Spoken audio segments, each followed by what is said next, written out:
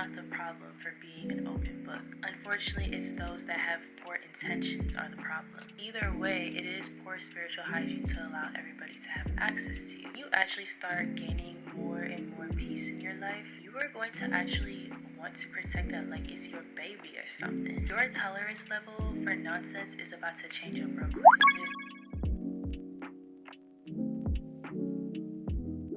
Hi loves, welcome back to my channel. My name is Fatima if you are new here, and if you have been here, welcome back little rock star. How are we doing today? Okay, so it's actually 12 a.m. I am staying up a little late tonight. Actually, I'm low-key a night owl, so this is kind of normal. Not entirely sure what I'm going to title this yet, but tonight we are going to be talking about how to protect your peace and your energy. I feel like in this digital era that we're in life right now, we have access to so many things, and I don't think we realize how much access we allow people to have to us through social media, school, work, family, friends, etc, etc. And if you're a young beautiful lady with a really big heart, this video is for you today. Over here we are seeking peace and we are pursuing it, and anything else that is contrary to that has got to go. So anyways, let's go ahead and get into the deep dive of today's lovely gems. Be sure to sit back and relax on this beautiful blessed evening, because you know how we do over here. We do everything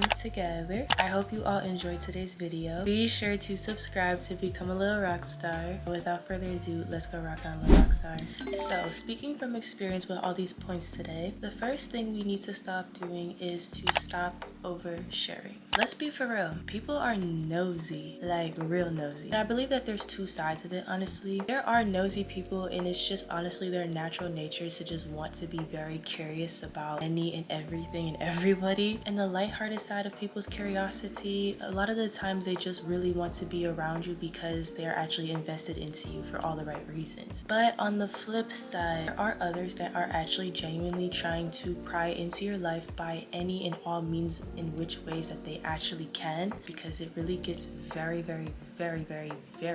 shysty with some of these people. Honestly, this group of people are considered your monitoring spirits. They typically want your information for gossip reasons. They want to know where you are at in life so they can compete with you, or just to simply sabotage you in any way, shape, or form that they can because of their own insecurities. I say give them absolutely nothing. Honestly, it is not your fault that you are super excited, or you got good things going on for you, or you're just genuinely an open book. You are not the problem for being an open book.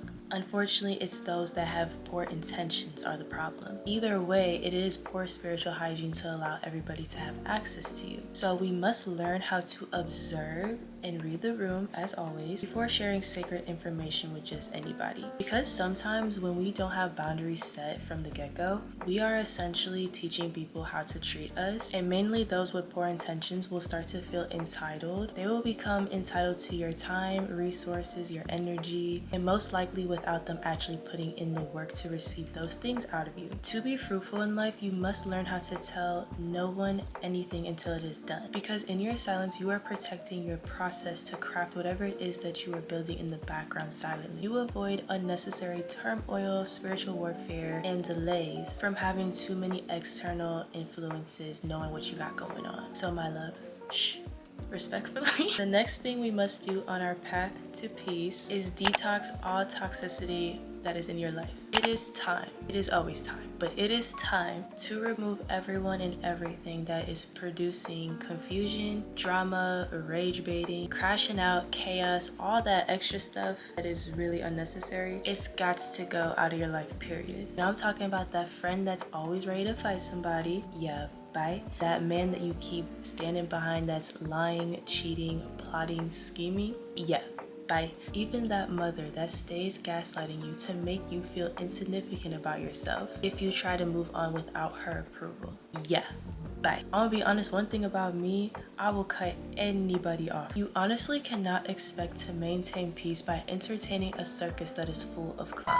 I'm just gonna say it how it is. Honestly, growing up in an environment where there isn't a whole lot of peace for real, you genuinely do learn how to carry your own inner peace. You also learn that it gets challenged a lot by being around people who don't know peace. Believe me when I say it, it is going to cost you every single time because if you're one that has peace and someone next to you does not have peace, they are going to come and take that from you as fast as they can, just so y'all can all be in the same boat. What do we always hear? Misery loves company. This is why it's very important that we cannot have these types of people, places, and things trying to infiltrate what we are actually trying to shoo out of here. You feel what I'm saying? So this next part is my favorite part. Create a lifestyle that produces the fruit of peace. Yes, peace is one of the fruits of the spirit. The first thing I could advise anyone who wants to have an elevated type of lifestyle is pray to God the removal prayer. It's going to be a clean sweep every single time, huns. When your path has been made clear,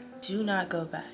You will turn to a pillar of salt. And remember, when a door has been closed by God, every time you go and reopen that door that is supposed to stay closed, 7 more trifling demons is gonna come flying out that door, and you didn't even invite them by themselves. You didn't even have to ask them to come. When you want peace, you have to pursue it, just like anything in life. And honestly, it's going to look different for everybody because everybody is different and everybody's life is different, and that's what just makes us all so special. But honestly, the things you used to do won't even be in alignment with who you're becoming. Peace requires you to rise to a higher standard than what you are already at. So this could mean new routines, new habits, new hobbies that promote peace and mindfulness. Becoming is literally being it. That just came to my head. Huns, let your yes be yes and your no mean no. When you actually start gaining more and more peace in your life, you are going to actually want to protect that like it's your baby or something. Your tolerance level for nonsense is about to change up real quick. It is up to you to be very discerning and to choose yourself, to love yourself enough to pick and choose which battles and situations are going to be worth putting up a fight for. Peace is going to require you to say no to people, places, and things that you always said yes to. Peace isn't only just about sitting by yourself and being alone and it's quiet, even though it's like half of it. It's about self-love and self-preservation from everything that is always constantly needing your energy. This is where you will be learning how to say yes to your needs and to say no to what is not going to fuel or fulfill you later. Learning how to say yes and no when you really mean it really means that you're actually listening to your inner voice and the Holy Spirit guiding you throughout this life. You're in tune with your discernment or intuition, whatever you want to call it, but you're also in tune with your body. Our bodies are super duper sensitive. It will tell you more than what you actually think you're seeing or what you know.